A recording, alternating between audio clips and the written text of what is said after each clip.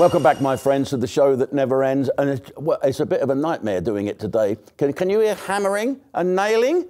Yes, we're building a new stage here up in, this is Studio 2, we're going to call it, which is a live stage where people can come along and watch our comedians. Yes, our comedians. We have done a deal with the wonderful Jongleurs brand. Jongleurs used to be a nightclub years and years ago, lots of nightclubs, and I don't know what happened to it. I think it went a bit tits up. Anyway, it's been rescued by a friend of ours. He doesn't have the nightclubs anymore. It's a different business, but the name remains the same. And so these young comedians and old comedians and of all different shapes, sizes and colours are going to come here to this stage we built, which is at the moment as big as a box of Swan Vestas with a thing hanging over it. There's supposed to be a truss, but it looks like a couple of gibbons could swing through it. So we're doing that today, as well as me talking. And I'll be talking later on about the release of all these prisoners, and you'll be interested to hear what I have to say about that, because, as you know, I spent a lot of time in prison visiting veterans that have fell foul of the criminal justice system with the charity that I formed with Goose and Simon Weston called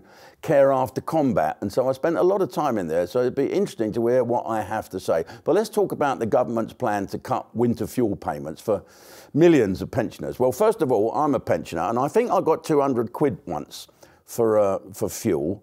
I don't know if I got any after that, but I didn't need it. So why send it to me? I'm probably thinking that if they do a means test, which they've got to do now, because they said the poorest pensioners can have it, but the rich ones can't, it's going to cost them more to do the means test. Oh, we'll have to have an inquiry and a judge comes in. They might as well just give it to everybody. Then if anyone's got a few quid, they should give it to somebody else. I don't think I did. I just forgot about it. I didn't even know it turns up. But this is what is going on. So the government has planned to cut winter fuel payments, and it's gone down like a Pimlico hooker. And parties, right, MPs from all parties are getting the ump. But instead of voting against this silly bill, 50 Labour MPs are apparently going to abstain. What? What? They're too scared to say, oh, sorry, we don't agree. We think this is bollocks. No, no, no. You know why? They've been threatened they'll have the whip removed if they vote against the government. So what the fuck is a whip? Eh? We're back to the Pimlico hooker again. Oh! Anyway, no, this is supposed to be a democracy, isn't it? I think the whip is your right to vote, so you can't vote. So you might as well just go to the CAF and still get your money. Right, and they don't really care. The Labour Party don't care about taking the whip away from 50 people because they've got such a big majority. So surely we should be removing this so-called whip if an MP has committed a serious disciplinary issue, shouldn't we? Or just use that as an everyday method of stopping unease amongst the ranks. It's okay, unless you vote for us, you're going to have your whip removed. Don't you worry about that. It's piss-potical, isn't it? We might as well be a fucking dictatorship. Well, we're getting like that anyway, aren't we? So we might as well get used to it. So you MPs need to grow some balls and vote for what is right. And this is not fucking right. You know, Labour keeps saying, we had no choice but to cut the allowance because of this 22 billion black hole. Oh, they keep talking about the 22 million black hole. It's absolute bollocks, isn't it? How long are they going to keep blaming the Tories for everything? You're going to run out of that in a minute. And they're still committed to paying out billions for train driver pay rises, 11.6 billion on overseas climate aid, and millions a day on illegal immigrants. And there's absolutely no excuse whatsoever to freeze pensioners' bollocks off. No. They reckon 4,000 pensioners could die directly because of this. Well, I don't know where they get them figures from. Most of us pensioners are going to fucking die anyway. Might as well get it over with, you know, roll on death.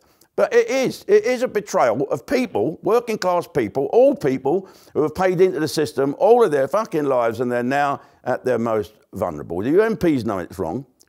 You know we know it's wrong. Anyone who votes for this or abstains is a fucking coward, and that will be your lasting legacy among the voters and the relatives of those poor bastards who suffer.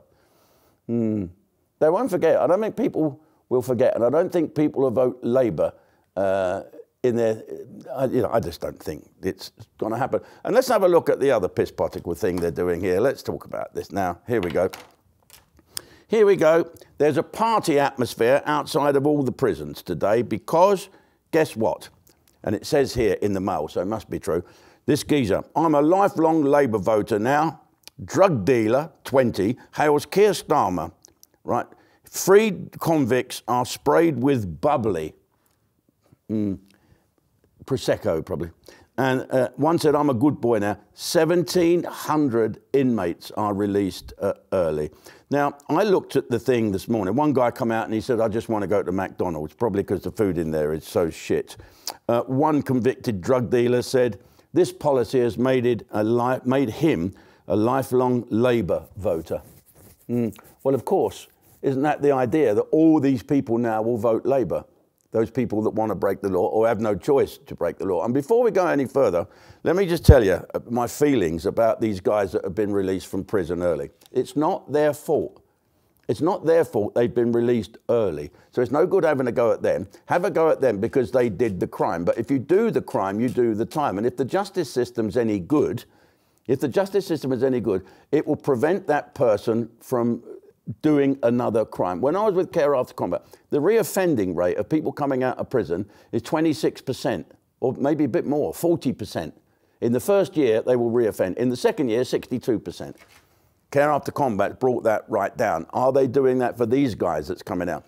Don't blame these men and women that are coming out of prison. They haven't voted. They will vote Labour, you know, for forever, for all the rest of their lives. But the Daily Mail this morning was showing some pictures of all of them. And I looked and I thought, oh my God, I bet that's changed by lunchtime. And of course it was, Mail Online.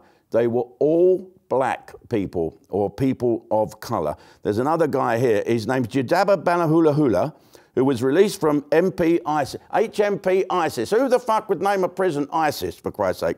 He's released this morning and said this early release scheme are turning into a lifelong Labour fan. There's lots of people being released here. They've all changed colour, funnily enough, today. They've all turned into them skinny white people, you know, who look like they're crack addicts and got teeth missing and sit outside Witherspoons all day. Great pub, by the way, the Old Spoons. Yeah, everyone on here now is a white person. Someone is a bald bloke with a big beard here. Looks like he's got his head on upside down. Everyone is happy and they're all rushing back to their wives who met them. And the wives all look the same as well. They have them slip-ons, don't they, with the fluffy feet and the big baggy ass tracksuits. They wear trainers but don't train.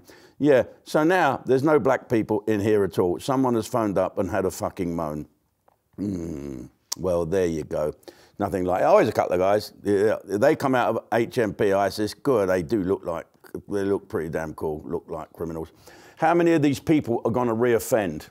Right, well, we don't know, quite frankly, do we? Of course we do. Of course we fucking do. You know, great, go out, have a shag, have a, you know, don't have to drop the soap if you want sex.